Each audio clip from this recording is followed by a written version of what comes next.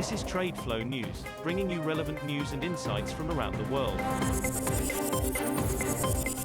TradeFlow News, enabling trade for SMEs and economies worldwide. These are some of the key topics that we will be looking into in today's program.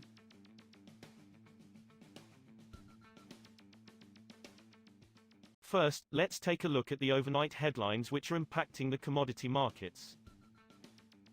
U.S. crude oil stockpiles rose last week as imports increased and exports fell to their lowest since January, while gasoline and distillate inventories drew down, the Energy Information Administration said on Wednesday. Crude inventories rose by 2.6 million barrels to 442.3 million barrels in the week ended April 4, the EIA said, compared with analysts' expectations in a Reuters poll for a 1.4 million barrel rise. Net U.S. crude imports rose last week by 360,000 barrels per day to just under 3 million barrels of oil per day as exports fell 637,000 barrels of oil per day to 3.2 million barrels of oil per day, the data showed. Oil prices retreated on Thursday as U.S. President Donald Trump ramped up a trade war with China, even as he announced a 90-day pause on tariffs aimed at other countries.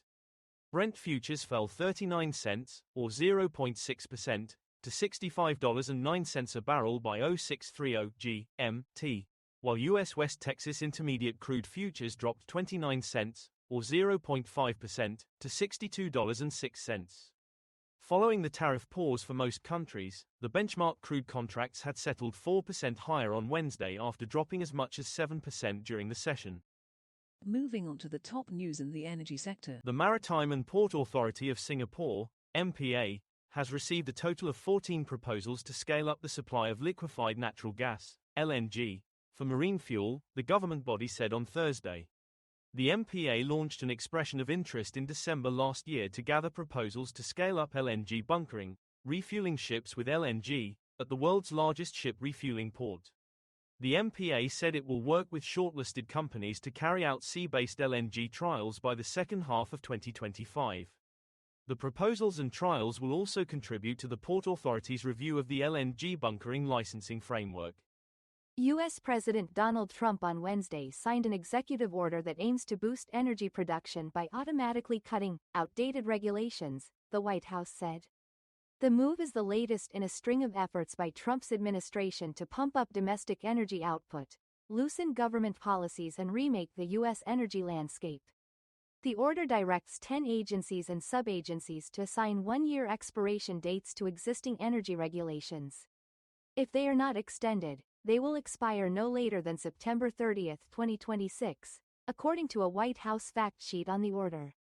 Next, we have the top news in metal markets. Base metal prices in London climbed on Thursday, supported by improved market sentiment after U.S. President Donald Trump decided to temporarily lower the hefty duties he recently imposed on several countries. The benchmark 3-month copper on the London Metal Exchange, LME, was up 3.5% at $8,910 per metric ton, as of 0130 GMT.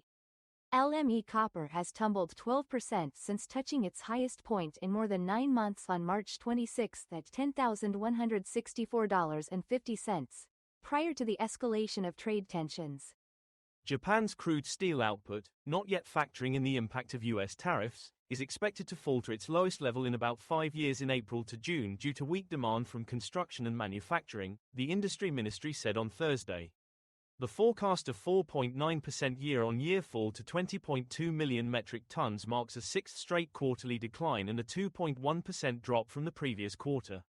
For the world's third-largest steel producer, 20.2 million tons would be the lowest quarterly output since July to September 2020, when the COVID-19 pandemic eroded demand.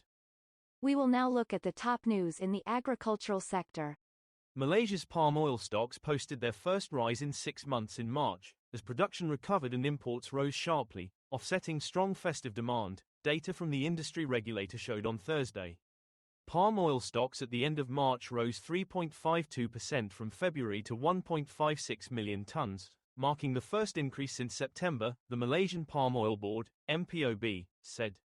Malaysia's crude palm oil production rose 16.76% last month from February to 1.39 million tons, the first increase in 3 months, while palm oil exports rose 0.91% to 1.01 million tons, the MPOB said. That is all for today's news on commodity markets.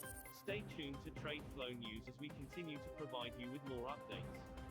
We also invite you to follow us on Twitter at TradeFlow News, which allows you to watch our program on your mobile device or desktop to receive information from there.